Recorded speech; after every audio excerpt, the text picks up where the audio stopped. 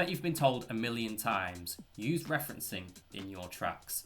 And while this can be useful, we're not really guided on how to do that. So today, I'm going to give you the basics for referencing. We're going to talk about the easy way with span, a bit more of an intermediate way, and finally a way in FL Studio or any DAW you can use time markers to reference arrangement. I make this video today because using reference tracks avoids guesswork. It might take a bit longer using a reference track compared to without, but you save yourself endless bounces, endless takes, endless versions of a track. Yes, it might take that little bit longer, but you can ensure that your track will sound the best it can. If you've ever wondered whether your mix, your master, or your arrangement, or your sound selection is on track, referencing will save your life. Quickly, let me talk about why referencing matters. As a beginner, or maybe as an intermediate, you might reference a bit too emotionally rather than analytically. This is where plugins, visual plugins like Span and Metric AB, to name a couple, will help. They give you visual reference. 2, referencing improves decision making. Please don't let your ego get involved when referencing. Your tracks are never going to sound like the pros 100%, but we can use referencing as a sort of North Star, something to aim for. As I say, you don't use reference tracks to copy, you use them to calibrate. That's the key point. So, how do I use Metric AB? Well, I will show you today in FL Studio. So, let's have a look at Metric AB. On screen now, we have Metric AB, a project that I've been working on with a bit more garagey tracks. So let's just talk quickly about what's here. On the bottom, we have our reference tracks. So I've got 2 Deck Duffy reference tracks. If I wanted to get a final reference track in, let's say I wanted to drag one of my own tracks in as a reference track, I would go into my browser or my Explorer, I would find it and I would drag it in and drop it there, just like shown. From here, we can see our track there. Brilliant. Cool. The second bit I want to show you is the volume, the gain match. An important thing to note when mixing or referencing is that human ears prefer louder sounds, and when we hear louder, we presume better. This is why we gain match when we add plugins. We make sure that before the plugin and after the plugin, it's the exact same volume, so we understand what the plugin itself is doing, and it's not just making it louder. Referencing is the exact same. That's why Metric AB is brilliant, because it has an integrated tool to gain match. So we've got our track here. We can see volume-wise, it's hitting about there. The reference track, on the other hand,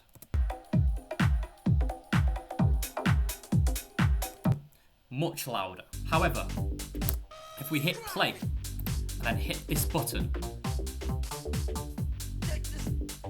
it reduces the volume. As you can see here, they're a bit more of a similar level. This is brilliant, and this is a really great feature. The second feature is the playback mode. Quite simply, I'd recommend having this on Q, because when you have it on Q and then you set a point here, let's say we set point number 2 there, every time I flick back and forth, it will start at this point.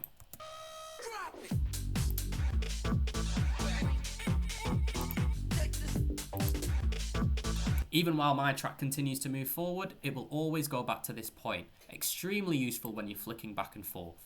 And finally, the most important bit of this page, the filters. So we have high, mid, low mid, bass, and sub. The important thing here is that you go through each one and you flick back and forth. This, in my opinion, is how you truly get a more balanced mix when you compare it to the pros, because you can listen specific frequencies and dial them in.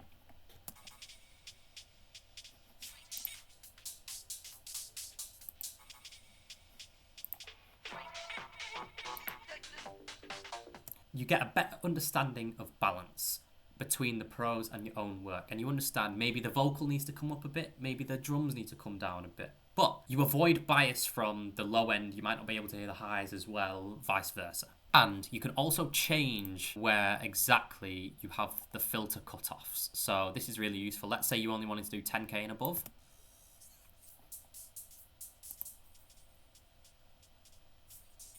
You really wanted to dial in on the hats and really understand what's going on up there. We can do that. Next, we have Spectrum. Now, this is very similar to what Span will do. However, what's good about here is that we can layer it.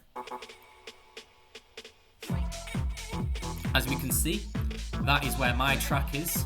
That is where the reference track is. They're similar in the low end. Maybe there's a bit more lower down. And then as we go down, the curve is similar. Let's try another track. Okay, maybe there's a bit more mids here, and then in my own track, there's probably a bit less highs actually, but this is the intro of the track. So it's very useful for understanding what part of the frequencies we need to boost. Correlation, this just shows you whether we're in phase or not. If we're not in phase and the meter goes, where is it now? So let's say our track was sitting around here or here, it's out of phase a bit more. The reason why that's important is because the closer we are to 1, the more in phase we are. And the more in phase we are, the less impact collapsing to mono will have on a wide mix. So if we weren't in phase and we collapsed to mono, we would have a track that doesn't sound the same in mono. That's the simplest way I can describe that. Finally, stereo image. This one is really important.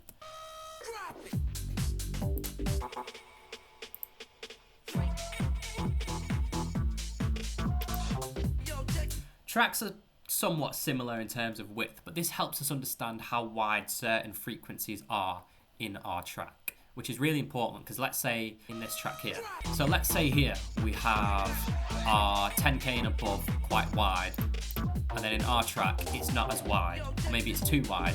We know to bring the width in a little bit or bring it out a little bit. But more importantly, I see a lot of beginners not have enough width from 200 to about 1k, and even in my own track maybe I could do with a bit more width than 200.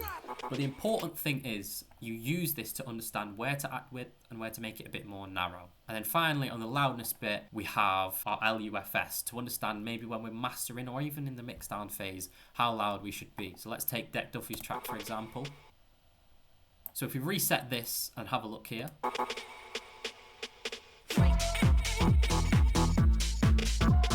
we know our master should aim for around between -8 and -7 LUFS, which is really important. So yeah, that is the most basic quick way I can go through how I use metric AB. Let's move on to span.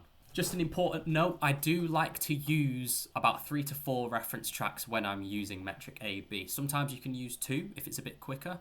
4 if you need a bit of a wild card in there. I'll tend to have 1 track that sounds similar, 2 tracks that are really well mixed and mastered for the genre, and 1 wild card, just so I've got a good spectrum of reference. But feel free to use this how you like. Next we have span. So I'll get up a different track to show you an example of how we can use span. So on this track, for example, I will have a reference track already in. So let's say you're a complete beginner. This is how I would recommend you reference. I would drag in a track as shown here. We've got the Fuse track by Miller and Harley Maxwell. Really cool track, very underground. I would Control L or Command L, and I would dock to the left so that we know it's there. Cool, now I would put a span on your master. Now, the important thing is we flick between the 2, like I'm showing here. You right click on there, right click again, left click, we flick between the 2.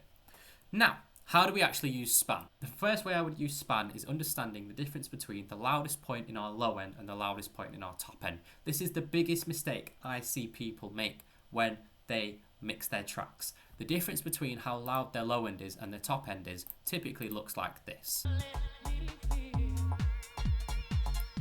As we can see here, our low end is at about -38 dB, maybe a bit less, -40, and our drums are all the way down here, -52.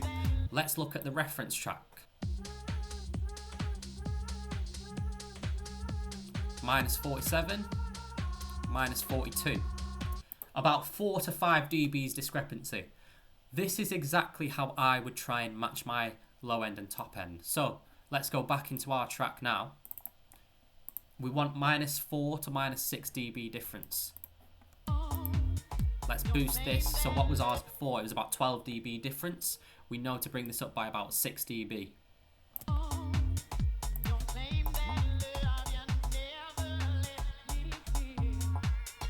47, 39. We could probably bring this up a couple more dB.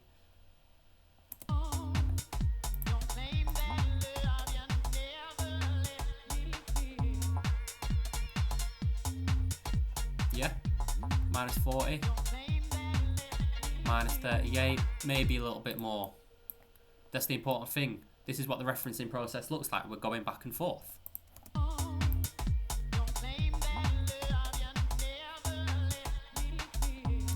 There we go. We have a much better balance now between our instruments. The next step I would do, I would look at the curve of your other track and I would look at the curve of your track and try and match the curve, particularly in the low end and the top end. So in the reference track, we don't have anything above 10k. I do want stuff above 10k, so I'm going to keep that in. But as we can see here, we go up till about 4k and then it flattens off. Let's look at our track.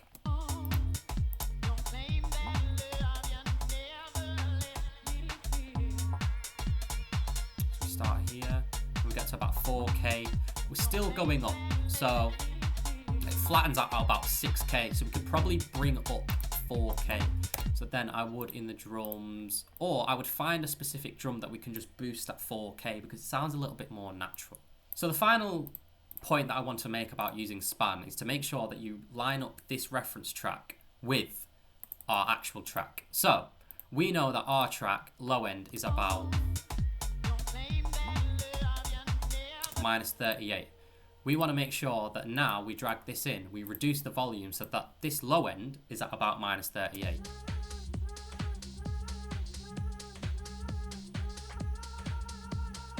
-42, so we know to boost it about 4 dBs. The reason we do this is we want to make sure we're doing what metric AB does and gain matching so that we don't automatically assume louder is better. So there, boosted about 4 dBs.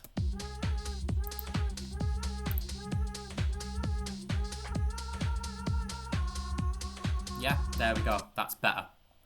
Cool. Now the final way I would use reference tracks is exactly like I've shown in the top. I'm pretty sure in any DAW you can set time markers on the timeline. What you would do in FL Studio is you would go to the top bit here and you would click time markers and you would add one.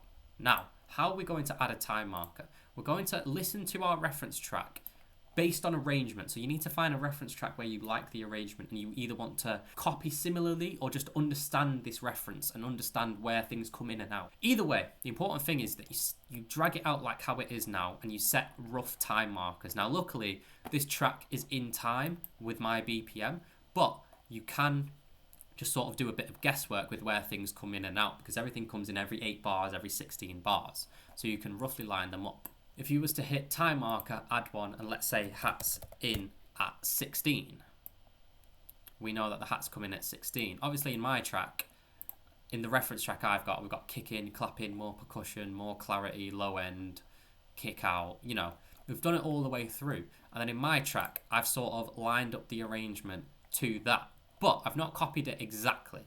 As we can see here, I've got little gaps there. In the reference track, it doesn't have those gaps. The important thing is when you're referencing to make them your own. Don't just copy it arrangement for arrangement. But this is a really, really good way of truly tapping into what the pros do and how you can do it yourself. And ultimately, that's what this video is about. That's what referencing is about. What do the pros do? How can we use it as our North Star to calibrate what we're doing? So, we've set all of our time markers in. Once all of our time markers are in, we drag in our little bits of loop, little bits of arrangement, and eventually we come out with a full track that we can then make our own, make little fine tweaks. Because let's say I'm copying this arrangement exactly as it is, it's not going to sound good. But if I know that the pros at about 1.5 minutes, we're trying to bring in more of the vocal, we bring the low end out here, we drop at about 2 minutes, we have the kick out there, it just gives us a bit of something that works already. We're taking what already works and we're making it our own. But, like I say, don't copy, reference. So, thank you guys for watching this video. I hope this has helped. I know this has been quite a quick video, but I didn't want to go too into depth. If you want to see a full in-depth about metric AB, or the way I use reference tracks for arrangement, or the way I use span, please comment below and I will make a more detailed video on each technique. Thank you guys.